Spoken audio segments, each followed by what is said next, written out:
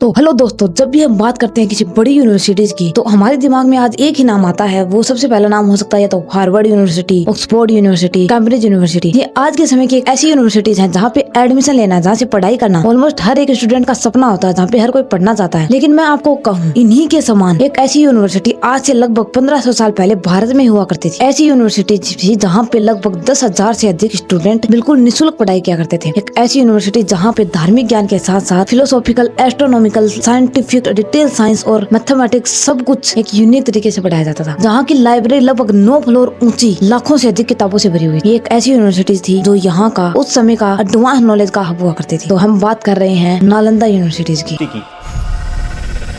ये ऐसी यूनिवर्सिटी थी जहाँ पे पढ़ने के लिए विदेशों से भी लोग आया करते थे, लेकिन यहाँ पे एडमिशन लेने के लिए लोगों को एंट्रेंस एग्जाम पास करना पड़ता था। आज हम जानेंगे हिस्ट्री ऑफ महान इंस्टीट्यूट नालंदा यूनिवर्सिटीज की। ये इतनी एडवांस कैसे बनी और फिर अचानक से सडनली वो गई कहाँ, यानी कैसे डिस्ट्रॉय हो गई। तो अगर बात करें बिगिनिंग से,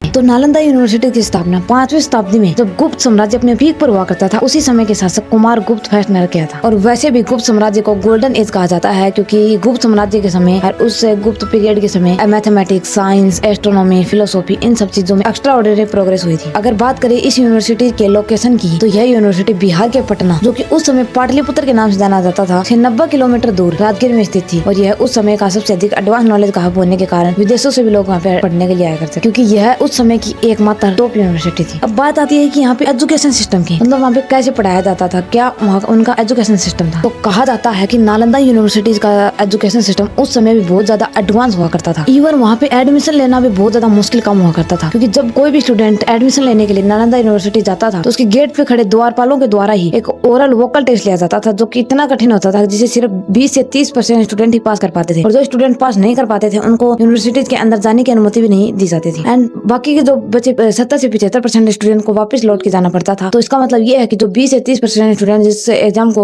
ओरल टेस्ट को पास कर पाते थे, वो हाईली इंटेलेक्चुअल और नॉलेजेबल लोग हुआ करते थे, जिनको यूनिवर्सिटीज के अंदर जाने की अनुमति मिलती थी। और फिर यूनिवर्सिटीज के अंदर बैठे हुए स्कॉलर्स के द्वारा एक एंट्रेंस एग्जाम कंडक्ट करवाया जाता था। उसके बाद उनका एडमिशन वहाँ पे लिया जाता था और एडमिशन प्रोसेस कंप्लीट होता था। अब बात आती है सब्जेक्ट की। नालंदा यूनिवर्सिटीज के अंदर कौन कौन से सब्जेक्ट पढ़ाए जाते थे। तो नालंदा यूनिवर्सिटीज में आयुर्वेद, संस्कृत, व्याकरण, वेद, उपनिषद, वास्तुशास्त्र के साथ साथ ज्योतिष शास्त्र सब कुछ पढ़ाया जाता था, क्योंकि यहाँ पे पढ़ाने का जो टेक्निक था वो भी उस समय, आज लोग 1500 साल पहले भी इतना एडवांस हुआ करता था कि कोई सोच भी नहीं सकता। तो उनका टीचिंग सिस्टम ऐसा हुआ करता था कि जहाँ पे स्टूडेंट को रटने के ऊपर जोर ना देकर उन्हें आर्ग्यूमेंट्स, डेबिट्स या एक दूसरे के साथ लॉजिकल आर्ग्यूमेंट के द्वारा समझाने की कोशिश की जाती थी, जहाँ पे प्रैक्टिकल ज्ञान पर ज्यादा ध्यान दिया जाता था। अब बात आती है कि अगर ये यूनिवर्सिटी इतनी पुरानी थी तो उसके बारे में हमें पता कैसे चला। इन सब बातों को हमें बताया किसने कि ये इतनी एडवांस थी, यहाँ पे इतने स्टूडेंट रहते थे, यहाँ पे ये सब्जेक्ट पढ़ाए जाते थे। इन सब बातों के बारे में पता कैसे चला। तो इन सब बातों का पता चला कि हमारे ही कुछ महान और फेमस लोगों के लिखे हुए रिकॉर्ड्स के द्वारा, कुछ विदेशियों के द्वारा लिखे गए रिकॉर्ड के द्वारा। अगर बात करें कुछ प्रतिभाशाली लोग जो इसी यूनिवर्सिटी से पढ़ के गए हैं या फिर इसी से पढ़े हुए हैं, उनमें सबसे पहला नाम आता है आर्यभट्ट का। आर्यभट्ट एक महान एस्ट्रोनॉमर, एक महान मैथमेटिशियन, जिन्होंने जीरो की खोज भी की थी। और उसके साथ साथ कुछ एंशिएंट मेटलर्जिस्ट लाइक धर्माकीर्ति और नागार्जुन जैसे लोगों जो कि इसी यूनिवर्सिटी से पढ़े हुए हैं। इसके साथ साथ ही विदेशों से आए कुछ ट्रेवलर्स के द्वारा लिखी गई कुछ पुस्तकों, कुछ रिकॉर्ड से भी हमें इस यूनिवर्सिटी के बारे में पता चलता है, जिनमें सबसे पॉपुलर नाम, सबसे पहला नाम आता है स्वांगजान का।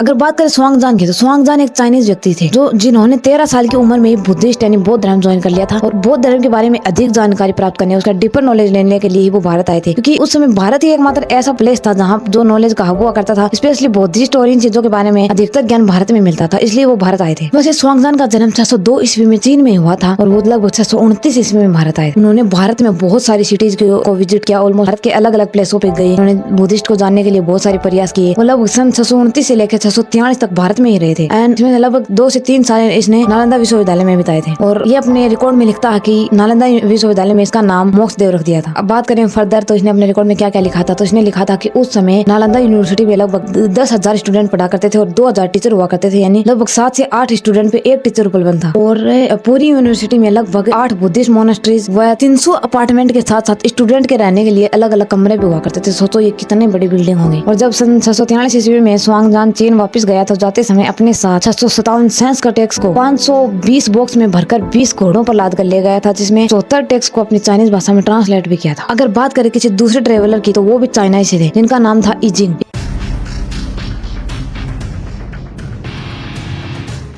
जिंग नाव के जरिए चाइना से सन 673 ईस्वी में भारत आए और वो भारत में लगभग 14 साल तक रहे थे, जिसमें से लगभग 10 साल उन्होंने नालंदा यूनिवर्सिटी में बिताए थे। जिंग के बताए मुताबिक नालंदा यूनिवर्सिटी में रह रहे सभी स्टूडेंट को, सभी लोगों को एक नियमित रूटीन यानी डेली डिसिप्लिन का पालन करना पड़ता था। उस समय हर एक काम के लिए एक निश्चित समय पे एक घंटी बजा करती थी, जिसके अनुसार ही सब लोग अपने काम और डेली रूटीन को फॉलो किया करते थे। जिंग 695 ईस्वी में चाइना वापस लौटा था और अपने साथ जाते समय लगभग 467 का टेक्स्ट को अपने साथ लेके गया था, जिसमें से उसने बहुत सारे टेक्स्ट को बाद में ट्रांसलेट भी किया। फिर बात आती है एक और महान ट्रेवलर जो भी विदेश से भारत आए थे और जिसने भी नालंदा यूनिवर्सिटी के बारे में बहुत सारी बातें बताई हैं, जिनका नाम था थोमिनी सांबोता। इन्होंने भी भारत आकर बुद्धिज्म और साइंस करते इन सब चीजों को पढ़ा, समझा, जाना और इवन कहा जाता है कि तिब्बत में जो बौद्ध धर्म का प्रचार प्रसार है उसका श्रेय इसी थोमिनी सांबोता का दिया जाता है, किसने तिब्बत में जाके बौद्ध धर्म का प्रचार किया। अगर बात करें इस यूनिवर्सिटी की लाइब्रेरी की, तो जो कि यहाँ का विशेष आकर्षण और सबसे अच्छा प्लेस था, इसकी लाइब्रेरी को धर्मगंज कहा जाता है और कहा जाता है कि ये लाइब्रेरी कई बिल्डिंगों में फैली हुई थी, जहाँ पे कई बिल्डिंगें तो 9 फ्लोर तक पहुंची भी थी। एक अंदाजन तौर पर कहा जाता है कि नालंदा यूनिवर्सिटी की लाइब्रेरी में लगभग 9 मिलियन से अधिक किताबें और मैन्युस्क्रिप्ट लिखी हुई थी और उस समय कोई प्रिंटिंग प्रेस या कोई मशीन नहीं हुआ करती थी, तो जाहिर बात है कि सबको हाथों से लिखा गया। फाइनली बात आती है कि ये इतनी बड़ी यूनिवर्सिटी आखिरकार गई कहाँ, इसका डिस्ट्रक्शन किया किसने, क्यों किया, इसके पीछे क्या कारण थे। तो हुआ कुछ यूं कि 12वीं शताब्दी के बाद, विशेषकर तराइन के सेकंड युद्ध वार के बाद पृथ्वीराज चौहान की हार हो गई थी और उसके बाद नॉर्थ इंडिया में कोई ताकतवर सोर्स या पावर नहीं बचा था और नॉर्थ इंडिया का ज्यादातर हिस्सा था वो मोहम्मद गोरी का दिन था और उसी समय उसने अपने तुर्की जनरल बख्तियार खिलजी को नॉर्थ ईस्ट में एक्सपेंशन करने के लिए भेज दिया था। वह आसपास के गाँव, क्षेत्रों, किलों में लूटपाट किया करता था। फिर लोग पूछते हैं कि वो तो लूटपाट किया करता था, तो उसने यूनिवर्सिटी को नष्ट क्यों किया, क्योंकि उसको मैन्युस्क्रिप्ट और किताबों से तो क्या ही मिलने वाला था। तो कहते हैं कि मोहम्मद बख्तियार खिलजी अपने जीवन भर बहुत सारे युद्ध और संघर्ष करता रहा, जिसके चलते एक टाइम ऐसा आया कि उसकी तबीयत बहुत ज्यादा खराब हो गई और वो बहुत ज्यादा बीमार रहने लगा। उसने अपने बेस्ट हाकिमों, अपने बेस्ट डॉक्टरों समय उसके पास हुआ करते थे, सबको दिखाया, लेकिन कोई फर्क नहीं पड़ा। उससे किसी से भी वो इलाज नहीं मिल पाया जो उसे मिलना चाहिए था और उसकी तबीयत दिन प्रतिदिन खराब ही होती जा रही थी। इसके लिए वो बेस्ट डॉक्टरों या फिर उस समय जो उसके हुआ करते थे उन हाकिमों को ढूंढ ही रहा था। तभी उसे एक दिन किसी ने खबर दी कि अगर आपको सच में इलाज करवाना है तो आपका इलाज सिर्फ एक ही व्यक्ति कर सकते हैं, जो कि नालंदा यूनिवर्सिटी नालंदा विश्वविद्यालय में आयुर्वेदिक आचार्य हैं, जिनका नाम है आचार्य राहुल श्री भद्राचार्य। तो बख्तियार खिलजी ने आचार्य राहुल भद्राचार्य के सामने एक ऐसी शर्त रखी कि वो किसी भी प्रकार की दवाई नहीं लेंगे और फिर भी उसे ठीक करके दिखाए। आचार्य श्री राहुल भद्राचार्य ने इस चैलेंज को एक्सेप्ट किया और उन्होंने क्या किया कि दवाई बनाई और कुरान के पन्नों पे लगा दिया और जैसे ही बख्तियार खिलजी अंगुलियों से